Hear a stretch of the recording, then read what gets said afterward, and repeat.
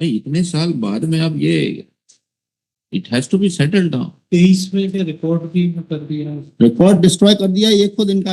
और रिकॉर्ड कहाँ है ये आरटीआई में इनका नाम कहाँ पर आ रहा है? क्या करेंगे अब इसको? अब इतने साल बाद में इनको after the retirement my Lord the status can not be changed. इनको मझधार में तो नहीं छोड़ा जा सकता ना इतने साल बाद। फिर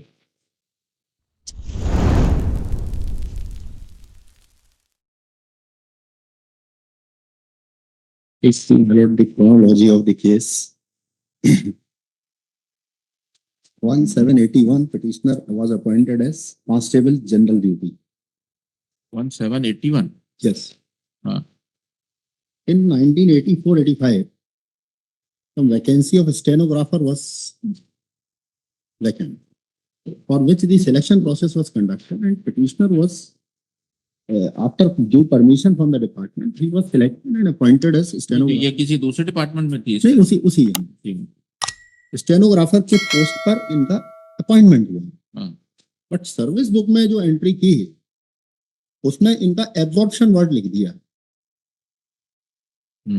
इसके बाद माय लॉर्ड इनका पे फिक्सेशन 1986 में ड्यूली अप्रूव्ड हुआ है जॉइंट डायरेक्टर ट्रेजरी से। 99 से क्रमोन्नति का बेनिफिट मिला है 19/4/99 से। 5/8/2013 से सीनियर स्टेनोग्राफर की पोस्ट पे प्रमोशन हुआ है। 5/8/2013। और इसके बाद 15/2/2015 से थर्ड टाइम स्केल बेनिफिट भी मिल गया। 31/3/2021 के ऑर्डर से इनको ऑनरेरी डीएसपी की रैंक दी गई और 30/6/2021 को retire. Now after retirement Annual dues were not settled. Anticipatory pension was being paid, and after April 23, it was also stopped. Now the bone of contention is, my lord, the objection of Treasury contained in Annexure P1. ये गुना से retire हुए हैं SAF से। 26th battalion commandant को letter लिखा है joint director treasury ने P1। उपरोक्त विषयांतर्गत लेख है कि आपके द्वारा श्री निर्मल कुमार धंसवाना सेवानिवृत्त स्टेनोग्राफर की सेवा पुस्तिका वेतन निर्धारण अनुमोदन हेतु इस कार्यालय में प्रस्तुत की गई है। यहाँ यह उल्लेखनीय है कि श्री धंसवाना की गृह विभाग अंतर्गत 1/7/81 की जगह 91 लिख गया है। आरक्षक जीडी के पद पर नियुक्ति हुई। श्री धंसवाना ने 4/10/82 को बुनियादी प्रशिक्षण उत्तीर्ण किया। श्री धंसवाना की सेवा पुस्तिका में ओबी नंबर 94 दिनांक 22/6/85 द्वारा प्रविष्टि है कि श्री धंसवाना को 15/2/85 से आशु लिपिक के पद पर संविलियन किया जाता है। संविलियन आदेश सेवा पुस्तिका में प्रविष्ट नहीं है, ना ही संलग्न है। सेवा पुस्तिका के संलग्न जीओपी नंबर 7499 स्टेनोग्राफर उपनिरीक्षक एम नियुक्ति का तरीका में यह प्रावधान किया गया है कि स्टेनोग्राफर के पद पर नियुक्ति प्रतियोगी परीक्षा में चयन द्वारा सीधी भर्ती द्वारा की जाएगी तथा इस नियम के नीचे नोट में यह प्रावधानित है कि शासन आदेशानुसार सहायक उपनिरीक्षक एम एलडीसी के पदों पर 25% पद चतुर्थ श्रेणी कर्मियों के लिए आरक्षित किए गए। नियुक्ति के समय सीधी भर्ती के पदों की गणना हेतु तदनुसार कार्रवाई की जाएगी। इसमें आरक्षक जीडी का पद सम्मिलित नहीं है। इन नियमों में यह प्रावधानित है कि इन नियमों के उपबंधों के अध्ययन रहते हुए सेवा में किसी ऐसे विशिष्ट रिक्ति या रिक्तियों को जिन्हें भर्ती की किसी विशिष्ट कालावधि के दौरान भरा जाना अपेक्षित हो, भरने के प्रयोजन के लिए अपनाया जाने वाला तरीका या तरीके तथा प्रत्येक द्वारा भर्ती किए जाने वाले व्यक्तियों की संख्या प्रत्येक अवसर पर सेवा की एकरूपता एवं दक्षता बनाए जाने के उद्देश्य से पुलिस मुख्यालय से नियुक्त प्राधिकारी द्वारा अवधारित की जाएगी। उक्त क्रम में अनुरोध है कि श्री निर्मल कुमार धंसवाना का आरक्षक जीडी के पद से आशुलिपिक के पद पर संविलियन किए जाने के सक्षम आदेशों की प्रविष्टि सेवा पुस्तिका में कर प्रस्तुत करने का कार्य। अब ये माय लॉर्ड इस ऑर्डर इस लेटर के बाद सिर्फ करस्पॉन्डेंस होती रही डिपार्टमेंट के बीच में। आज तक मेरा ये जो फाइनलाइजेशन है आज तक नहीं किया, मेरी रिटायरमेंट ड्यूज फाइनल नहीं किए और जो एंटीसिपेटरी पेंशन दे रहे थे वो भी बंद कर दी 2023 से। ये इनका एडमिशन है रिप्लाई में। तो ये आपका एब्जॉर्प्शन है अपॉइंटमेंट है इसके रिगार्डिंग कोई है डॉक्यूमेंट? कोई डॉक्यूमेंट जो है वो जो अवेलेबल डॉक्यूमेंट हमारे पास कुछ नहीं है। इनके पास जो है वहां से, क्योंकि ये रतलाम में पोस्टेड थे जब ओरिजिनल अपॉइंटमेंट, तो वहां से ये आया है पेज नंबर 41 पर जो इनका P9 है पेज 40 पर। कृपया उपरोक्त परिचय अंतर्गत संदर्भित पत्र के माध्यम से शीघ्र लेखक श्री निर्मल कुमार धस्माना को आरक्षक पद से आशुलिपिक के पद पर संविलियन नियुक्ति किए जाने का ओबी नंबर 94-26-285 द्वारा 15-285 से वेतनमान 740-1180 के वेतनमान पर सेवा पुस्तिका में इंद्राज दर्ज किया गया है, किंतु संविलियन नियुक्ति के आदेश की प्रति सेवा पुस्तिका में चश्मा नहीं होने से संयुक्त संचालक कोष एवं लेखा ग्वालियर की ओर से वेतन निर्धारण अनुमोदन हेतु आपत्ति ली गई है। श्री निर्मल धस्माना की संविलियन नियुक्ति आदेश की एक प्रति सत्यापित की जाकर उपलब्ध कराने का लेख किया गया है।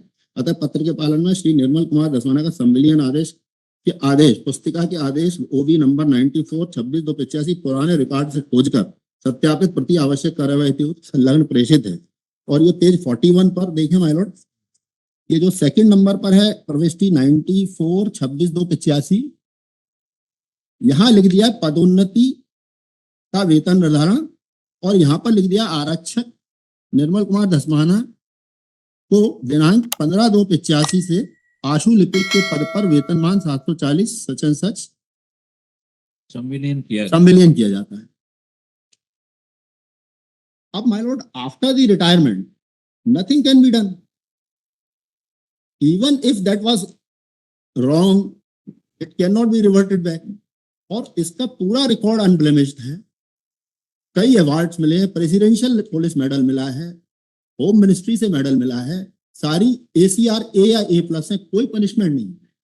क्वालिफिकेशन थी, ड्यू क्वालिफिकेशन के बाद उसको अपीयर कराया था। ये मैंने P2 जो क्वालिफिकेशन लगाई है पेज नंबर 20 पे इसका स्टेनोग्राफी का सर्टिफिकेट।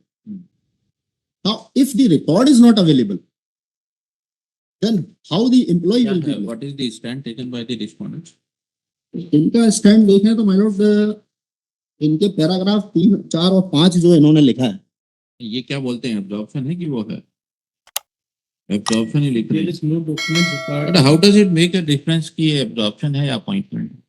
आपत्ति ये आई कि एब्जॉर्प्शन। इंक्वायरी भी करी बाय R3, हाँ, तो ये कहीं पाया ही नहीं गया है और कोई डॉक्यूमेंट्स नहीं है कि कोई रिक्रूटमेंट उस टाइम हुआ। चलो एब्जॉर्प्शन तो है, अब इतने साल बाद में आपको ये तो परमिट नहीं किया जा सकता कि का आदेश नहीं था, इसलिए R1 से रिजेक्ट किया कि कोई प्रावधान ही नहीं है रूल्स में कि इनको इतने साल बाद में, कांस्टेबल से स्टेनोग्राफर पे इतने नहीं। साल बाद में फिर how do you justify this? P1 के अच्छा, और पर्सपेक्टिव आपने R1 पास हुआ है। ये किया भी आप ही ने है, आपकी सर्विस बुक में एंट्री ऑफिसर्स ने की हुई है वो भी 15-2-85। एंट्री हो गई है उसमें, ऑर्डर बुक में इसमें हाँ, इंक्वायरी भी तो हो गई R3 से क्या डिटेल है? एविडेंस भी इसमें कहीं भी नहीं पाया गया। क्या है बताइए? R1 से तो रिजेक्ट हो गया कि इनका कोई प्रावधान नहीं है। क्या रिजेक्ट किया इसमें? ये P1 से जो ट्रेजरी ने भेजा था कि इनका एब्जॉर्प्शन कर दे, हाँ। कोई रूल्स नहीं थे, इसलिए ये मैं खुद आगे सकते हैं। आरक्षक से सी लेकर पद पर संविलियन किया गया था जो किसी नियम अंतर्गत नहीं था। इसमें इसका नाम ना ही कोई आदेश उपलब्ध। वर्तमान में सेवानिवृत्त पेंशन प्रकरण के निराकरण हेतु अनुमोदन चाहा गया है, लेकिन अगर संविलियन के लिए कोई नियम नहीं अनुमोदन नहीं है। दिए जाने का कोई, तो अब होगा क्या इनका? कांस्टेबल की दे दीजिए इनको। ऑर्डर कर सकता है। कांस्टेबल पे तो थे ना पोस्टेड। हाँ, फिर अच्छा, इन्होंने खुद ने तो लिया नहीं एब्जॉर्प्शन का ऑर्डर, या कुछ यही होगा आपके अफसरों ने।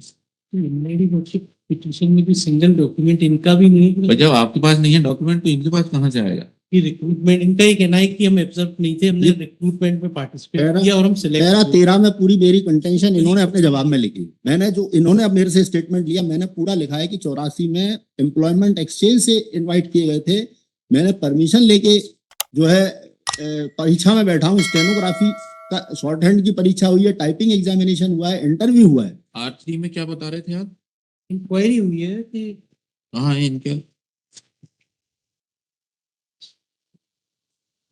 इतने साल बाद में अब ये it has to be settled down. 23 में के रिकॉर्ड भी कर दिया रिकॉर्ड डिस्ट्रॉय कर दिया ये खुद इनका। और रिकॉर्ड कहाँ है ये R3 में? इनका नाम कहाँ पर आ रहा है? कहाँ इनका कंसिडरेशन कहाँ पर? उनका हर पैराग्राफ में सबने ये कहा है कि इनका नाम नहीं पाया गया। अच्छा, ये साक्षियों के कथन सब, हाँ, सबके नहीं तो- विटनेस क्या कहा क्या है? मेलोड, ये जितने भी लोग स्टेटमेंट जिनके लिए हैं, ये सारे अपॉइंटेड ही जो है 2000 सब बात बाद के लोग के हैं। नहीं है सारे। 85 का तो कोई भी नहीं है। यही कह रहे होंगे कि ऐसा कोई रिकॉर्ड में दस्तावेज नहीं है आप। हाँ, ये बस और जब दस्तावेज डिस्ट्रॉय हुआ है उससे पहले जो लोग थे जिनने देखा उसने भी ये पाया है कि इनका नाम वो कौन है बताइए। ये पैरा 5 है, पेज 17 पे। हाँ पेज 17 पे बॉटम में स्टेटमेंट है। आशीष मक्का मेरा नाम, भर्ती ऊपर अगर मैं तो अभी तक रिकॉर्ड प्रभारी का कार्य कर रहा हूँ। मेरा कर्तव्य है कि रिकॉर्ड शाखा में श्री के प्रभारी रहते हुए उनका सहायक रहने रिकॉर्ड को नष्टीकरण दिनांक 22/8/23 को किया गया। साथ ही रिकॉर्ड शाखा में मेरे प्रभार दौरान दिनांक 14/8/24 को वाली पहले की रिकॉर्ड की छटनी कर नियम अनुसार कमेटी ये रिकॉर्ड क्यों डिस्ट्रॉय किया जब इनका केस अभी तक सेटल नहीं हुआ थी? इस retired dues are yet not settled, तो फिर रिकॉर्ड क्यों डिस्ट्रॉय किया इसको? क्या करेंगे अब इसको? अब इतने साल बाद में इनको after the retirement my Lord the status can not be changed. इनको मझधार में तो नहीं छोड़ा जा सकता ना इतने साल बाद। फिर इसके इसमें the petitioner has filed this petition challenging the communication dated 1 कितनी तारीख है? P1 1/10/21 1/10/2021 whereby the joint director accounts and treasury and accounts Gwalior has asked the commandant of 26th battalion SAF Guna to furnish the to correct the entry of petitioner's appointment on the post of stenographer and submit the service book. The petitioner has also prayed for a direction to the respondents to settle his retirement dues as on the date of his retirement, that is 1/7/2021. That is 30/6/2021. Next one. The facts necessary for decision of this case are that the petitioner was initially appointed as Constable GD in and was posted at Ratlam Jawra at Javra district Ratlam 24th battalion in 24th battalion SAF Javra district Ratlam.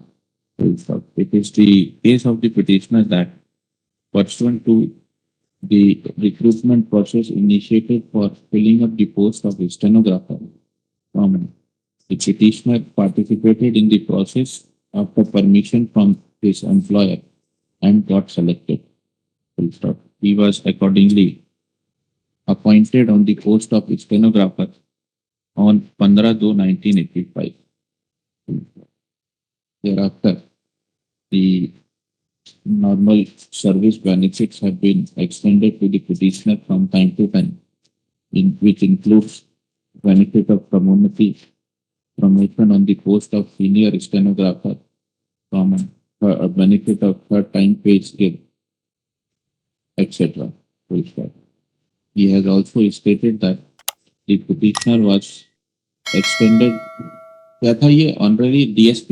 हाँ क्या है status दिया आपको ये वाला? हाँ ये The petitioner was conferred with the status of honorary DSP also on 31/3/2021 and thereafter on P7 on attaining the age of superannuation on 30/6/2021. He is to retired from service from 26th Battalion SAF Guna.